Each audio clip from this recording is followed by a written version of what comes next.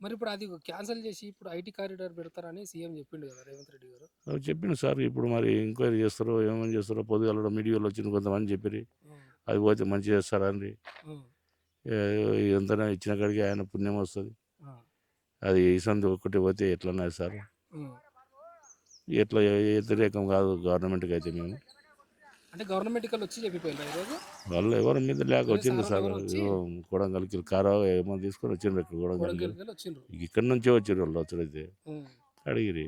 ఉమ్. అంటే ఏది వస్తే దీనికంటే మేము ఇది ఏం అభ్యంతరం లేదు. గవర్నమెంట్కి ఏం వ్యతిరేకం లేకుంటాము. ఉమ్, గవర్నమెంట్ చూసుకునేటప్పుడు దాన్ని ఏం చేస్తాం, పట్టభూములు ఏం కావు. ఉమ్. ఇప్పుడు పట్టభూములను అడగలే. ఇప్పుడు గవర్నమెంట్ ల్యాండ్ ఉండదు. అవు. ఆ ల్యాండ్కి అడిగేది మరి ఇక మేము ఏం చేస్తాం, వాళ్ళు ఇచ్చిండ్రు వాళ్ళు చేసుకుంటారు సార్ ఆ. అంటారు కొంతమంది. పింఛన్ వస్తుందా? వస్తుంది. ఎట్లుంది రేవంత్ రెడ్డి పరిపాలన? సంవత్సరం అవుతుంది ఫస్ట్కి. ఇక ఎట్లున్నదంటే చెప్తాను సార్. ఇప్పుడు మనిషి మంచిగా ఉండొచ్చు కానీ ఇట్లా ఏది అన్ని కష్టం. ఇప్పుడు ఏ మంచిగా అందమా కష్టం ఉండదు, చెడ్డ అంటే కష్టం ఉండదు. అంటే ఏం నచ్చలేదు నీకు?